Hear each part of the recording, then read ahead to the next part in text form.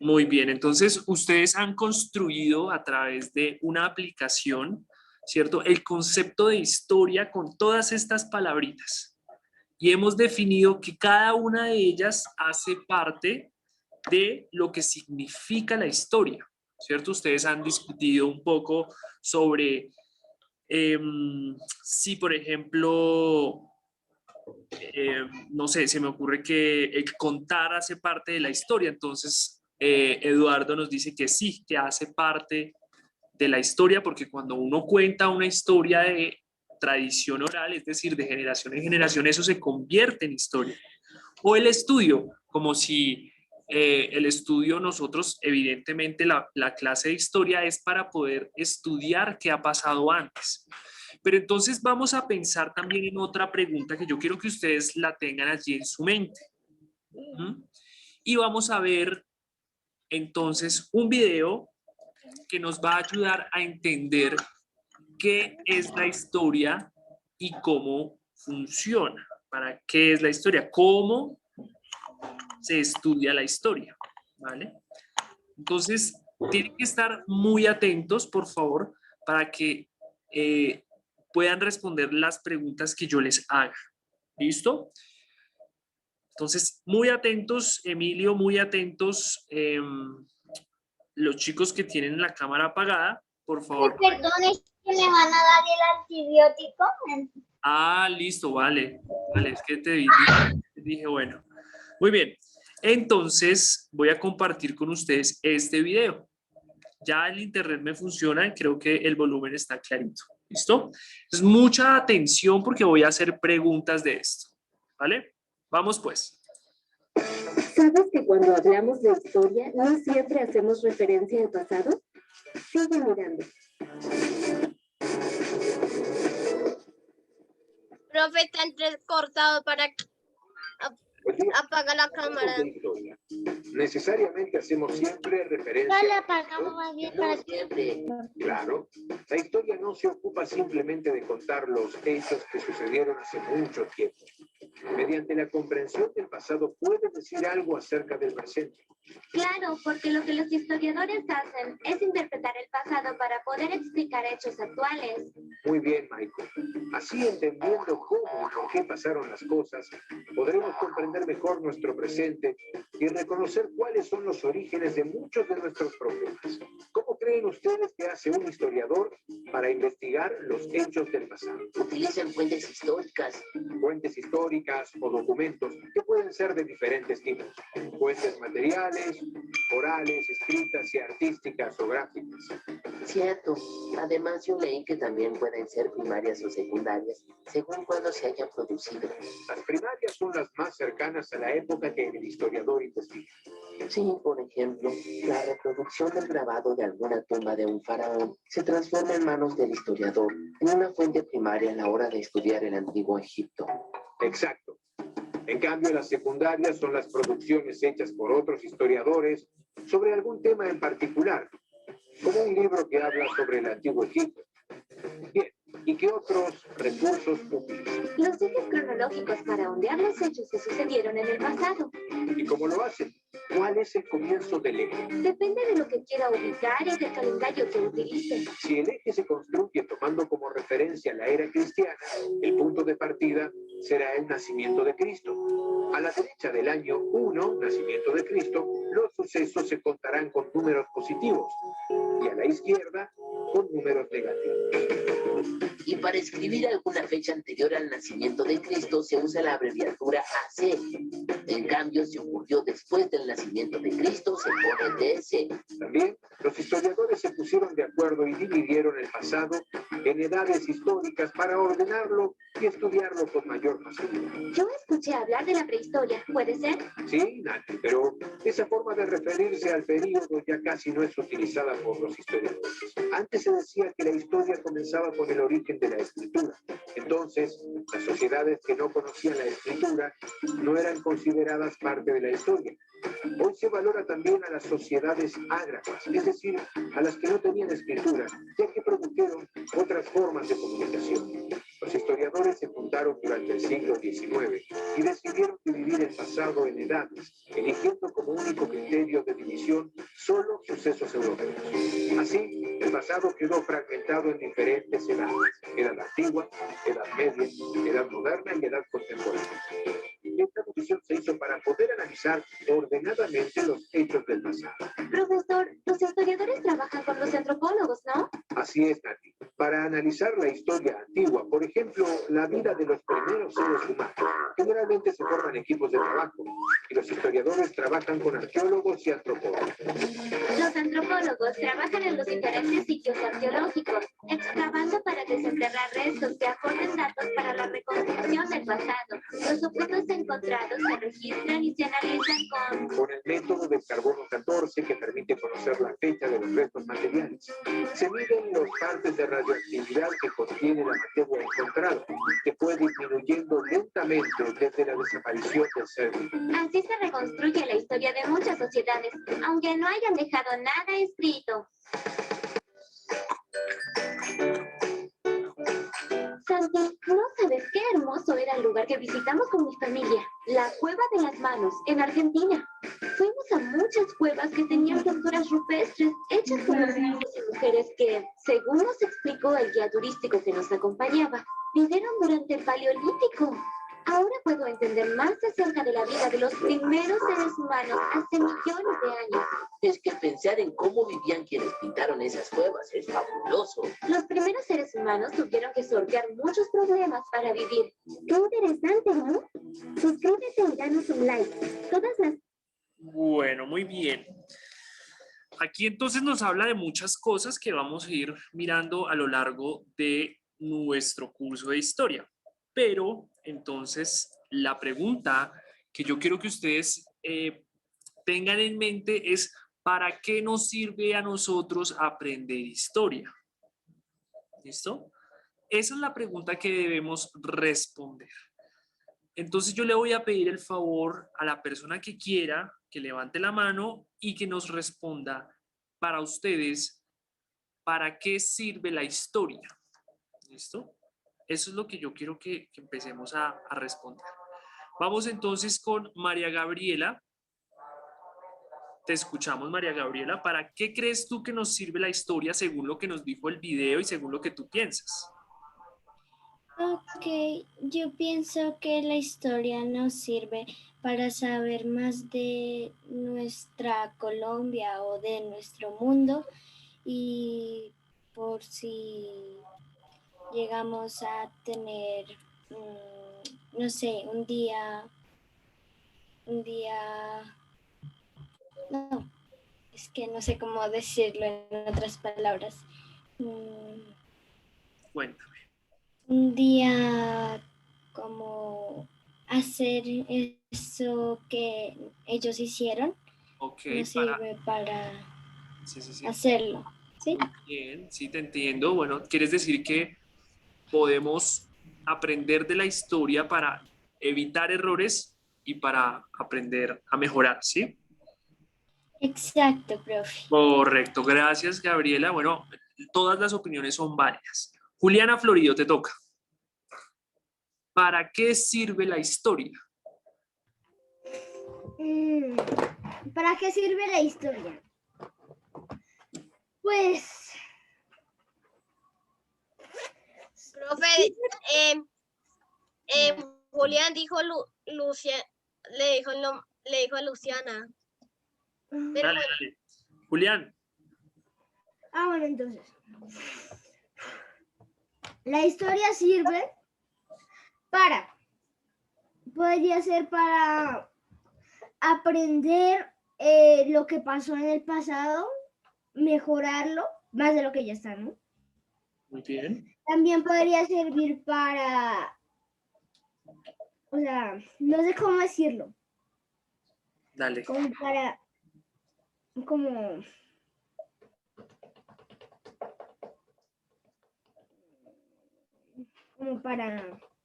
bueno, profe, no sé cómo decirlo, pero también serviría para, no sé, también,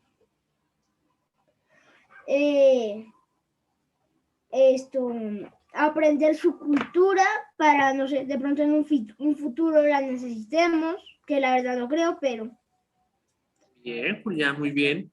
Gracias por tu intervención. Ahora sí sigue Luciana Florido. Gracias, Julián. Dale, Luciana. Yo creo que la historia sirve para saber lo que pasó en el pasado. Bien, nos sirve para saber, conocer. Mariana, cuéntame. Para conocer el pasado y para mejorar el futuro y también como para saber de dónde vienen nuestra familia del pasado. Claro, muy bien. También nos sirve a saber de dónde venimos. Nos ayuda también a saber quiénes somos. Si nosotros conocemos la historia de nuestro país, vamos a saber de dónde venimos. Si conocemos la historia del mundo, ustedes se van a asombrar porque vamos a descubrir que venimos desde una tierra muy lejana. ¿Listo? Muy bien, gracias, Mariana. Vamos con Juan José. Juan José. Señor profe. Te toca. Cuéntame. ¿Para qué nos sirve la historia? Listo. Para entender en el presente lo que había pasado en el pasado. O sea, si nos queda todo mal, o sea, digamos, y cómo se hicieron las casas, entonces, pues para eso nos sirve para las historias, entonces nos queda más claro de dónde vienen las casas. Muy bien, por ejemplo, por eso está muy interesante lo que Juan José plantea, ¿no? Si nosotros nos ponemos a averiguar, por ejemplo, la historia de las casas, pues vamos a encontrarnos con que las casas también han cambiado y las casas han mejorado supuestamente para hacernos mucho, para vivir mejor, para estar mejor, y eso nos va a ayudar a nosotros a tener una mejor vivienda, ¿no? Entonces es muy interesante eso que plantea. ¿Será que hay historia de las casas? ¿Será que hay historia de los sombreros? ¿Será que existe una historia de los juguetes? ¿Ustedes qué piensan? ¿Será que existe la historia de los juguetes? ¿Será que hubo unos primeros juguetes? ¿Tú qué piensas, Mariana? Sí, señor. ¿Tú crees que sí? Claro, evidentemente. Yo también pienso que sí. Si nosotros revisamos el pasado, podemos ver cómo eran los primeros juguetes de los niños. ¿Eso no estaría interesante? ¿Cómo jugaban ellos? ¿Qué jugaban ellos? Las bicicletas, ¿cómo eran antes? Tenían una rueda delantera gigantesca. No sé si las hayan visto por ahí.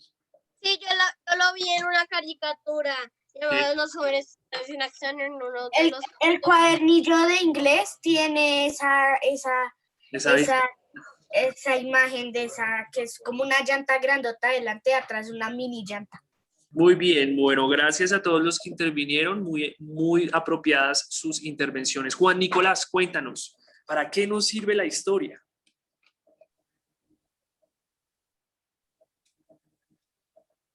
Profe, mira, en esta está Ok, muy bien, Emilio. Está muy lindo. Bueno, Juan Nicolás, no te escuchamos. No te escucho, Juan. No te escucho. La historia. Ya, ahora sí. La historia puede servir como para guiarse, para si uno quiere saber más de lo que hay ahora o había antes, pues puede investigar más y pues también en ese tiempo pues uno puede acostumbrarse o había que vivir. Muy bien, bueno, gracias Juan Nicolás, muy apropiada también tu intervención. Valeria Sánchez, cuéntanos. Para poder saber, espera, profe, un momentico. Bueno, mientras Valeria vuelve o... Listo, ya. Ah, ok, dale, listo. Nos puede servir para saber el origen de nuestra vida y para saber también, por ejemplo, de dónde viene nuestra familia y todos nuestros antepasados. Correcto, bueno, muy bien, Valeria, efectivamente podemos conocer todo esto que tú nos mencionas. Les voy a contar una historia para que esto quede claro. Resulta que una vez, ¿cierto? Esteban Peña tenía una finca grandísima donde había un toro negro. Una vez, es un ejemplo. Entonces, él tenía una finca cerca de donde está el colegio.